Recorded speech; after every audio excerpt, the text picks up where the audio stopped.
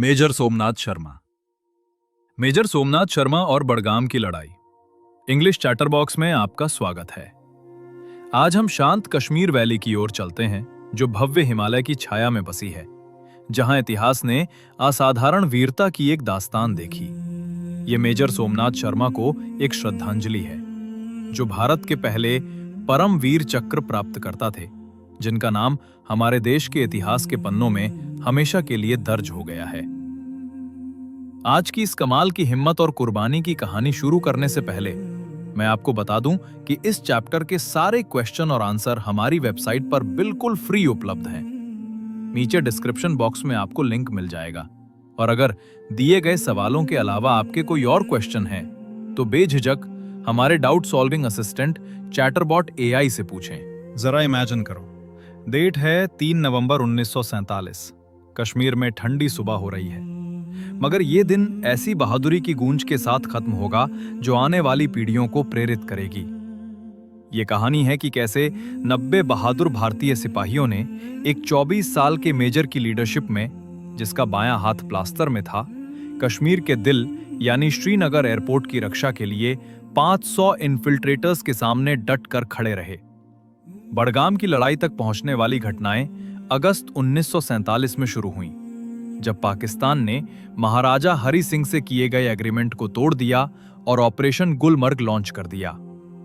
उनका मकसद trained infiltrators का इस्तेमाल करके, जो हर पहाड़ी दर्रे और लोकल टेरेन को जानते थे, एक सोच समझकर की गई इन्वेजन के जरिए कश्मीर वैली को इनेक्स करना। 22 अक्टूबर को इन इन्फिल्ट्रेटर्स ने कश्मीर पर हमला कर दिया। 26 अक्टूबर तक प्रिंसली स्टेट भारत का हिस्सा बन चुका था। उसके अगले ही दिन 27 अक्टूबर को भारत सरकार ने कश्मीर के लोगों और भारत की सीमाओं की रक्षा के लिए ट्रूप्स को एयरलिफ्ट करके भेजा। 31 अक्टूबर को मेजर सोमनाथ शर्मा की डी कंपनी 4थी बटालियन कुमाऊं रेजिमेंट को श्रीनगर उड़ाकर लाया गया। बायां हाथ प्लास्टर में होने के बावजूद इस युवा ऑफिसर ने अपने लोगों को खुद लीड करने पर जोर दिया। अपने सीनियर अफसरों से उनके ये शब्द उनके किरदार के बारे में सब कुछ बता देते हैं।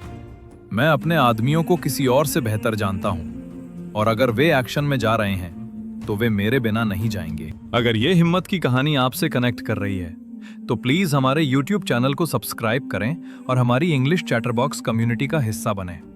हम हर हफ्ते आपको ऐसी ताकतवर बहादुरी और कुर्बानी की कहानियां लाते हैं। 3 नवंबर 1947। घाटी में अजीब सी खामोशी थी, क्योंकि डी कंपनी, जो कई कंपनियों में आखिरी थी, को दोपहर 2 बजे तक बड़गाम गांव के आसपास की पेट्रोलिंग से लौटने का ऑर्डर दिया गया था। लेकिन दुश्मन देख रहा था, इंतजार कर रहा था। जैसे ही उन्होंने देखा कि सिर्फ 90 भारतीय सिपाही रह गए हैं, उन्होंने वार कर दिया। जो आगे हुआ वो सिर्फ एक अटैक नहीं था, बल्कि नामुमकिन हालात के खिलाफ इंसानी जज्बे का टेस्ट था। मेजर सोमनाथ शर्मा ने जल्दी समझ लिया कि पहला असॉल्ट सिर्फ ध्यान भटकाने के लिए था। असली हमला दूसरी दिशा से आया। उसके 90 जवानों के सामने 500 हमलावर, 7 बनाम 1। भारी तादाद में कम होने के बावजूद और जबरदस्त फायर का सामना करते हुए मेजर सोमनाथ शर्मा और उनके जवान मजबूती से डटे रहे। हवा गनफायर और बैटल क्राइज से भर गई थी, लेकिन इस सब के बीच मेजर सोमनाथ की आवाज अफरा तफरी को चीरते हुए सुनाई देती रही। अपने जवानों को दमखम और बहादुरी के साथ लड़ने के लिए उकसाती रही। वो बिना डरे बैटलफील्ड में घूमते रहे, फायर डायरेक्ट करते, अपने गनर्स के लिए मैगजीन लोड करते और अपने जवानों को अपनी जगह पर टिके रहने के लिए हौसला देते रहे। जब एयर स्ट्राइक्स बुलाई गईं, तो उन्होंने बहादुरी से ग्राउंड पैनल्स बिछाए ताकि एयरक्राफ्ट अपने टारगेट्स तक सही से गाइड हो सकें। जब गोला बारूद कम होने लगा और ब्रिगेड हेडक्वार्टर्स ने उन्हें विड्रॉ करने को कहा, तो मेजर सोमनाथ शर्मा का जवाब लेजेंडरी बन गया। दुश्मन हमसे सिर्फ 50 यार्ड दूर है, हमारी संख्या बहुत कम है, हम जबरदस्त फायर के नीचे हैं, मैं 1 इंच भी पीछे नहीं हटूंगा, आखिरी आदमी और आखिरी गोली तक लड़ूंगा। कुछ मिनट बाद जब वे एक मशीन गनर को रिलोड करने में मदद कर रहे थे, एक मोर्टार शेल उनकी पोजीशन पर आकर गिरा। मेजर सोमनाथ शर्मा तुरंत शहीद हो गए। वे सिर्फ 24 साल के थे। लेकिन उनकी कुर्बानी बेकार नहीं गई। अपने प्यारे मेजर को खो देने के बावजूद उनके जवान अगले 6 घंटे तक अपनी पोजीशन पर डटे रहे। उनके बहादुर रेजिस्टेंस ने रीइंफोर्समेंट्स के पहुंचने के लिए कीमती समय दिलाया।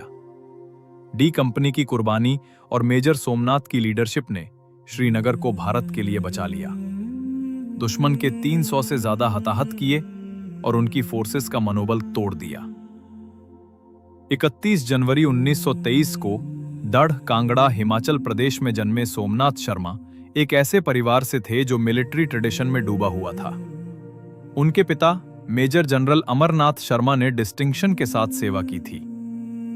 छोटे सोमनाथ को उनके दादाजी द्वारा सुनाई गई महाभारत की कहानियों से इंस्पिरेशन मिली। शेरवुड कॉलेज नैनीताल से लेकर रॉयल मिलिट्री कॉलेज सैंडहर्स तक उनकी जिंदगी डिसिप्लिन और डेडिकेशन की मिसाल थी। 1942 में उन्हें 8वीं बटालियन 19वीं हैदराबाद रेजिमेंट में कमीशन मिला और बर्मा में वर्ल्ड वॉर II के अराकान कैंपेन के दौरान उनकी बहादुरी के लिए उन्हें मेंशन्स इन डिस्पैचेस मिल चुके थे। अपनी खास बहादुरी और सर्वोच्च बलिदान के लिए मेजर सोमनाथ शर्मा भारत के सबसे बड़े मिलिट्री ऑनर परमवीर चक्र के पहले प्राप्तकर्ता बने, जो उन्हें मरणोपरांत दिया गया। आज उनका नाम नेशनल वॉर मेमोरियल की ऑनर वॉल पर अंकित है। हमेशा उस सोल्जर के रूप में याद किया जाता है जिसने 1 इंच भी पीछे हटने से इनकार किया। आज कश्मीर वैली की खामोशी में, जहां उस भीषण लड़ाई की गूंज काफी पहले थम चुकी है, मेजर सोमनाथ शर्मा की कहानी हिम्मत और कुर्बानी की एक रोशनी बनी हुई है। उनकी वीरता ने सुनिश्चित किया कि हमारा तिरंगा श्रीनगर के ऊपर लहराता रहे और उनकी लेगेसी हमें आजादी की कीमत याद दिलाती रहती है।